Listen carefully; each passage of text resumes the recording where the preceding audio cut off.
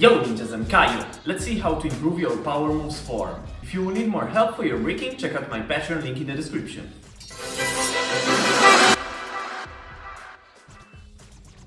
In this tutorial there is going to be a little bit less practice and a little bit more theory, because to improve your power move form you have to understand a few concepts. The first one, the form of your moves depends from your body. How tall you are, how long your legs are, how long your arms are, and things like that. So there are some things about your form that you cannot change. Does this mean that you cannot change your power move form overall? No. You can still change it by improving some aspects, and I'm gonna talk about them later. But for now, I wanna make you understand that if you have a totally different body type of someone else and you use the same technique as someone else, your power move could still look different. I'm gonna give you an example. Punisher and Pocket air flare technique, it's very similar. They both use the swinging method and they both perform the air flare with straight legs. So yeah, the technique is very similar, but the form is still different because their body shape is very different. So you can take some references about the technique that you want to achieve. For example, you can say, I want to learn air flares with the same technique as B-Boy Marcio, for example. You can do that, but if your body shape is different than Marcio body shape, your air flare is still going to look different even if you use the same technique.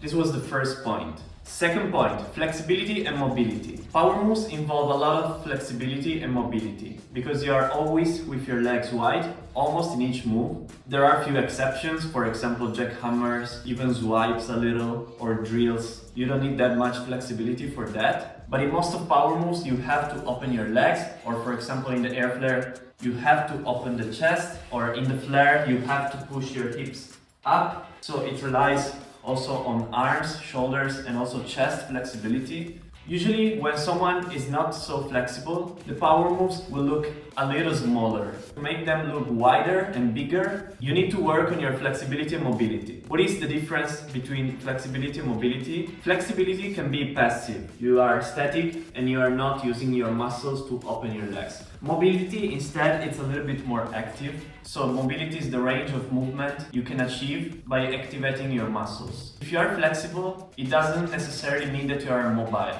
For example, a flexible person maybe can do a split, but it doesn't mean that he can do a split while doing flares or windmills or air flares. Because in these moves, you have to activate your muscles and really push your legs to the split. By the way, I'm not specialized in stretching and mobility. I made a few videos about that, but if you want to go more in depth about these topics, I recommend watching some other videos on YouTube. If you are very flexible, but your power move form, in your opinion, still looks ugly, maybe you are too flexible and maybe you are not controlling your legs or your shoulders anymore, so your power moves looks a little bit sloppy. If this is the reason, you have to strengthen the muscles and be able to control your range of motion a little bit better, increase the strength and the power of your power moves. I would recommend you doing some specific workout, and when you do power moves, I recommend you focusing on the speed. Try and getting faster while doing power moves. Always remember that the purpose of a tutorial is to give you a general understanding of how a move could be learned.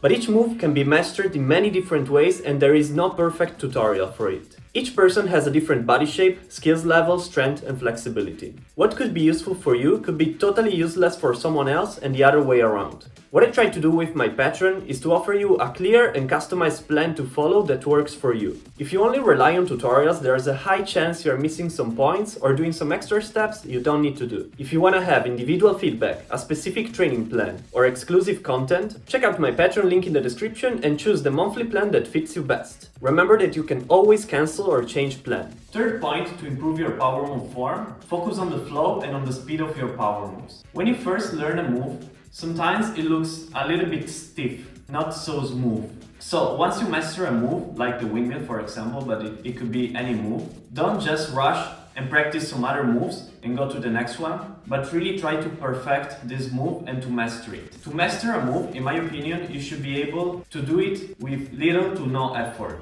And also you should be able to play with the speed of this move. You should be able to do it very slow, but also very fast, and also medium speed. So if you can do a power move very easily with minimal effort, and you can change the speed of this move going slow, going medium, and then going fast, it means that you have a good control on this move. You can apply the same for transitions. Let's say that you are working on windmill to flare. Don't focus on just learning windmill to flare, but once you learn it, work on mastering the transition and try to do windmill to flare multiple times until it feels very natural, very easy, and you can also play with the speed of the transition or maybe with the form of the transition. So doing variations of the windmill to flare. So doing windmill to flare by using the tutter freeze, doing windmill to flares by using the side freeze, doing windmill to flare by not using the freeze at all but just leaning the arm straight. So really try to work on the transitions and work on the moves themselves. Don't just learn one move, don't just learn one transition, but work on the move even when you can already do it. You can apply the same not only for power moves but also for footworks, freezes and everything actually. Also for footworks, for example, once you learn the 6-step, it's not like, okay, I learned the 6-step, now I learn new steps,